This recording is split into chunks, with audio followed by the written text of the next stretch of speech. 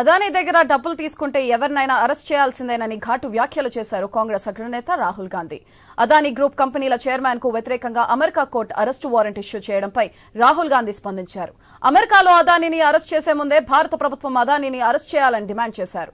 అదానీ అరెస్ట్ను ప్రధానమంత్రి నరేంద్ర మోదీ అడ్డుకుంటారని ఆయన కాంగ్రెస్ ఇతర ప్రతిపక్ష పార్టీలు అదానీని అరెస్ట్ చేసేంత వరకు పోరాడుతూనే ఉంటాయని తీవ్ర వ్యాఖ్యలు చేశారు. రాహుల్ గాంధీ వ్యాఖ్యలపై అధికార బీజేపీ మండిపడింది. ప్రతి విషయాన్ని సంచలనంగా చేయడం రాహుల్ గాంధీకి అలవాటుగా మారిందని ఆగ్రహం వ్యక్తం చేసింది.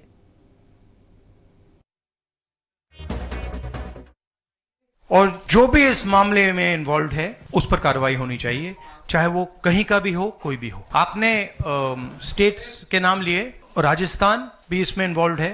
कुछ ही महीने पहले बीजेपी की सरकार ने इसी तरीके का कॉन्ट्रैक्ट राजस्थान में किया. And which is the other state? Maharashtra. And Maharashtra में भी बीजेपी की सरकार ने ऐसा ही कॉन्ट्रैक्ट किया है. वही कॉन्ट्रैक्ट छत्तीसगढ़ में था. तो मेरा कहना है जहां भी ये हुआ है, चाहे ऑपोजिशन की सरकार हो, चाहे बीजेपी की सरकार हो, इन्वेस्टिगेशन होना चाहिए, पनिशमेंट होनी चाहिए. मगर मेन बात है, जो किंग पिन है, जो सेंटर है, उसको जेल में जाना चाहिए, अरेस्ट होना चाहिए और उसका इन्वेस्टिगेशन होना चाहिए, इंटरोगेशन होना चाहिए. पता लगा.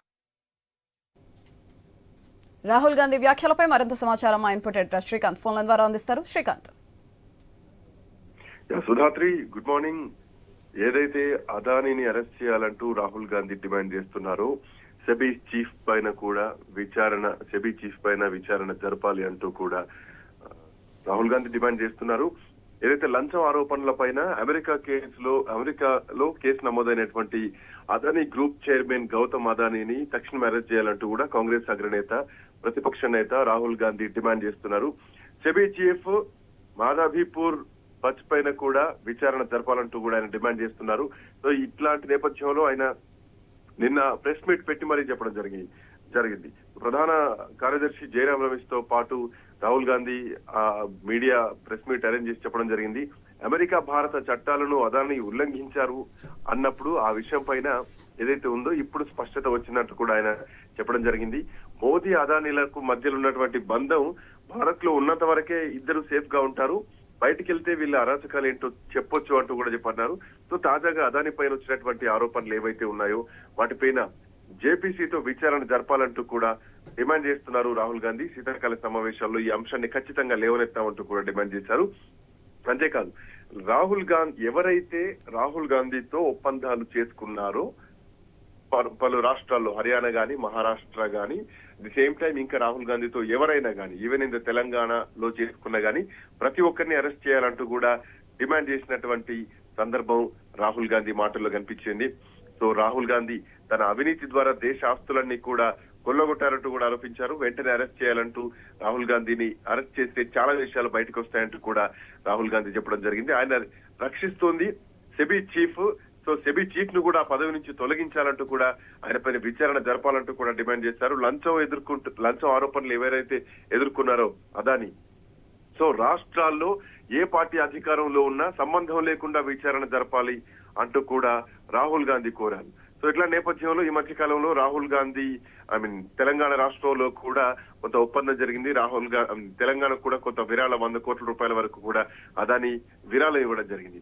సో ఇట్లా నేపథ్యంలో ఏ రాష్ట్రాల్లో ఏ పార్టీ అధికారంలో ఉన్నా, అది బీజేపీయా కాంగ్రెసా అనేది ప్రాంతీయ పార్టీ సంబంధం లేకుండా అని విచారణ జరపాలంటూ కూడా ఆయన కోరడం జరిగింది.